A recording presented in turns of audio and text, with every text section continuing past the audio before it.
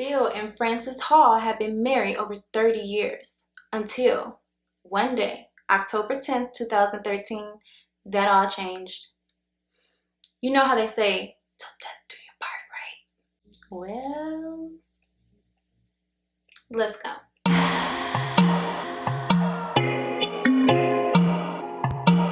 I'm scared.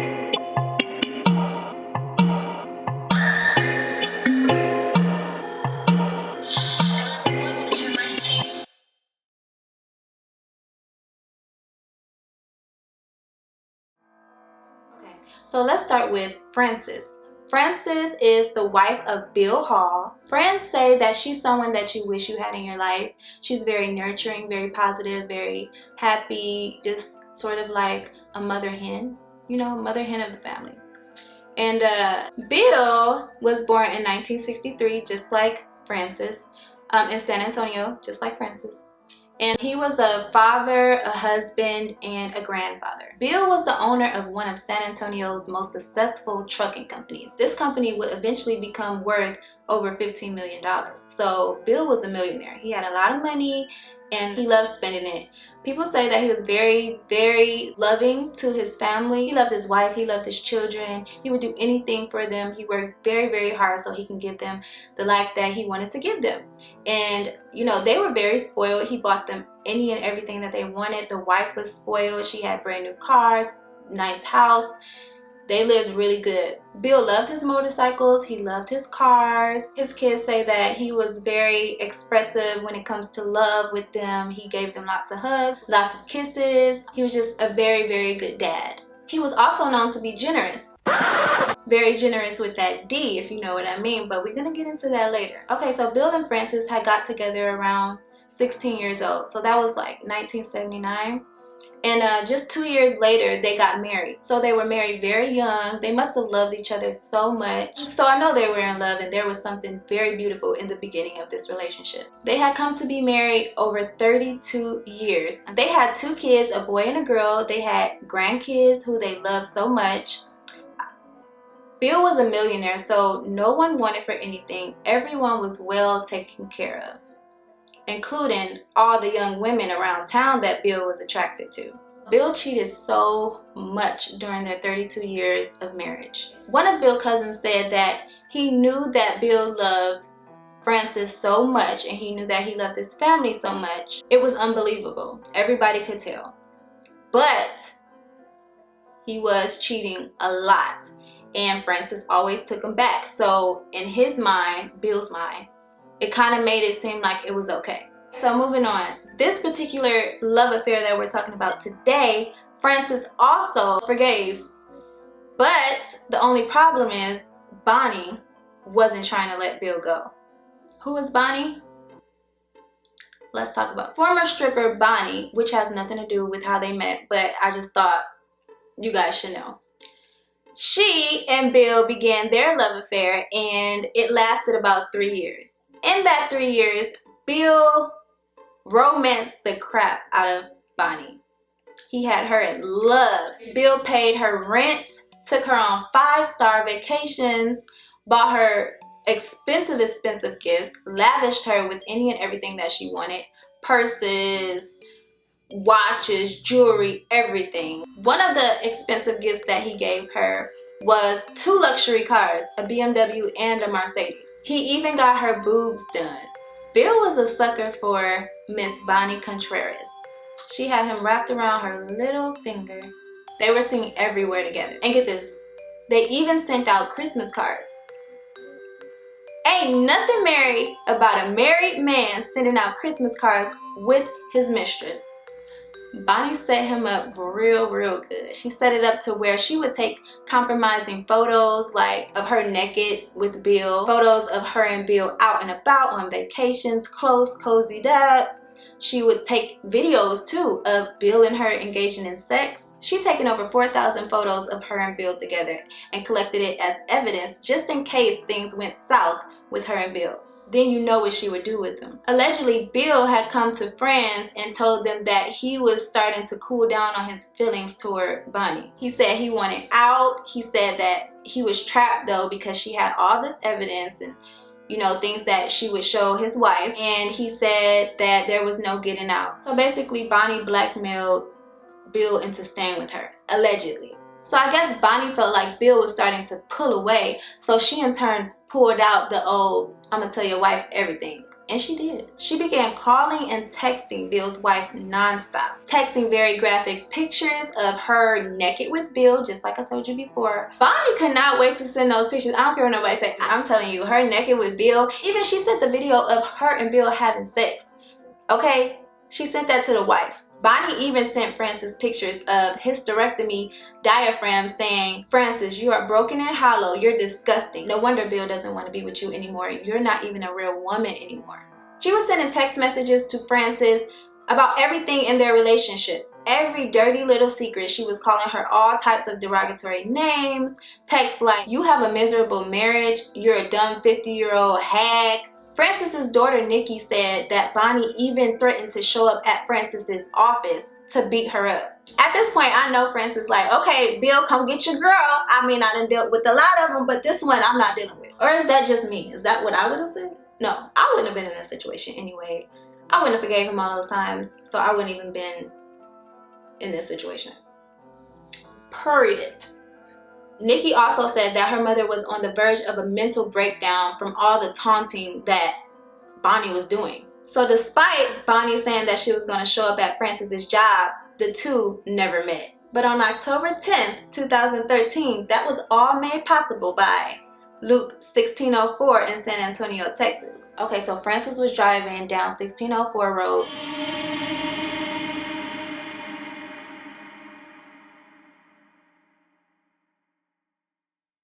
Okay, so Francis was driving in her 6,000-pound Cadillac Escalade truck on Loop 1604 Road in San Antonio, Texas. She was coming from her niece's volleyball game. So picture this, she just rolling down the street, driving. She stops at a red light. She stops, she looks over, she sees her husband and his custom blue Harley Davidson motorcycle. She spots her husband, and then not too far behind, she sees Bonnie and their family brand new Range Rover. Bonnie's driving her Range Rover. Think about that. Bonnie doing what? Bonnie doing what? Where? Bonnie what? Bonnie got my keys to my car. Bonnie in my seat. Bonnie turning up my AC. Bonnie using my gas. For real, Bill? For real, Bill? Okay, Bill. Just then, Nikki, which is Francis and Bill's daughter, said that's when her mom called her.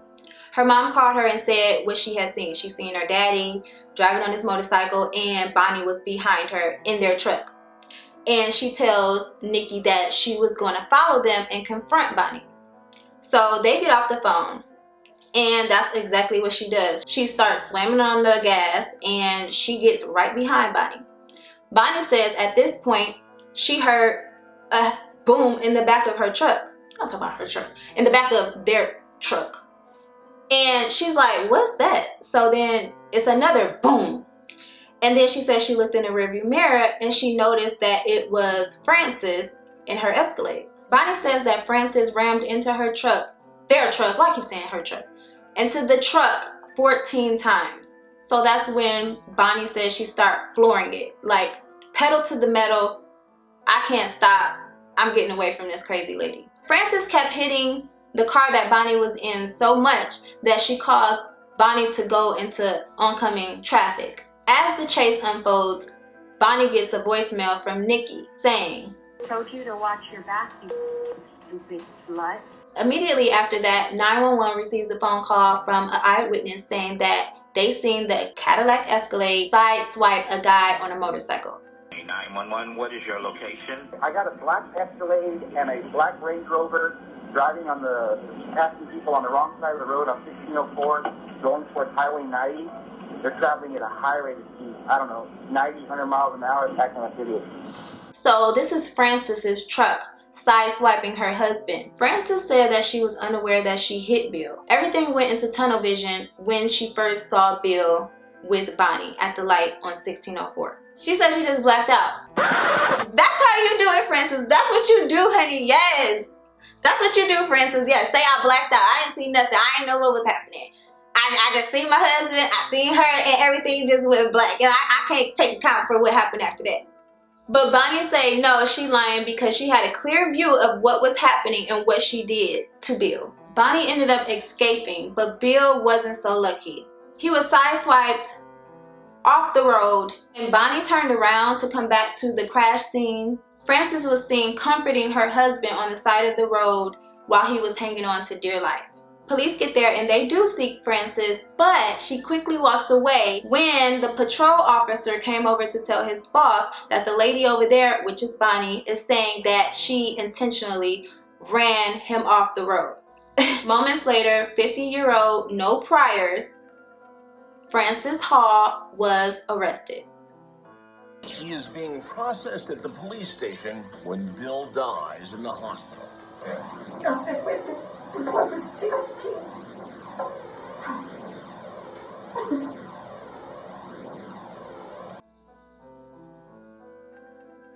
So that happened later on. The trial of the murder of Bill Hall. This is where we figure out, is Frances innocent or is she guilty? Frances, of course, pleads innocent. She said it was an accident. She said she would never kill her husband. She loved him too much to kill him. And she begged and pleaded with the jury to show mercy. I did not hurt my husband. I have lived this for 3 years. I would have never hurt my husband. Please don't take me from my kids. Frances was found guilty on 1 count of murder and 1 count of aggravated assault. But, fun fact, if you caught your spouse back in the day cheating on you with his significant other, I'm saying it like it's always the man, okay, it could be the woman too. If you caught your spouse, period, cheating with their significant other, then you could kill them. And it would be justifiable in court, and you would receive between 2 and 20 years. And that is called sudden passion. This was ushered in about the 1960s. So with that being said, this story is in 2013. That's still in effect. Frances got 2 years in prison. I never would have hurt my husband. Never.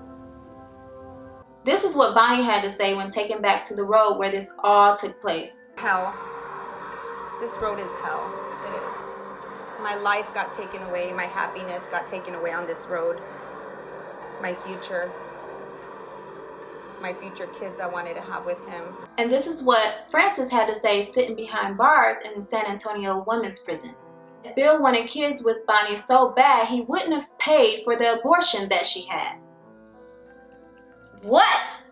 The hell? She also said that Bonnie agreed to getting an abortion if he paid for her to get her boobs done. But you know, Bonnie said this is all a lie. She didn't have Bill pay for her boobs in exchange for getting an abortion. She said she got an abortion because she had medical health problems. It was not part of a deal to get her boobs done. Meanwhile, Bonnie is seeking $2.5 million from the Hall family's estate, alleging emotional distress. She says she finds herself in certain situations while she's driving in the car where she just starts crying and loses it. No word as of yet if she has received that $2.5 million.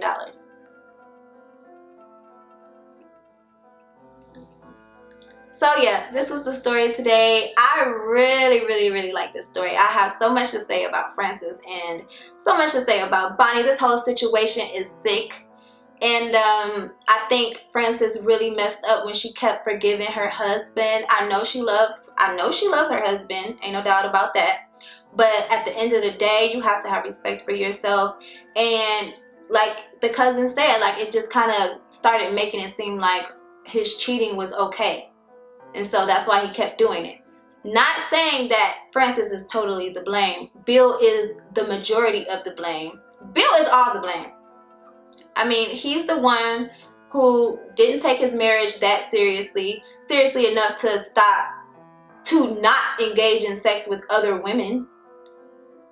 I mean, I know they were young when they got married, but at the same time, you still have a responsibility to be faithful and loyal to your wife, and he did not do that by any means. Frances did say that Bill was a very good person. He did this much bad and this much good. So I guess the bad outweighed the good to her, to where she just forgave all of his cheating ways, because at the end of the day, he still came home and he still showed her lots of love and attention. She said out of all the women that he cheated with, he treated her as number one.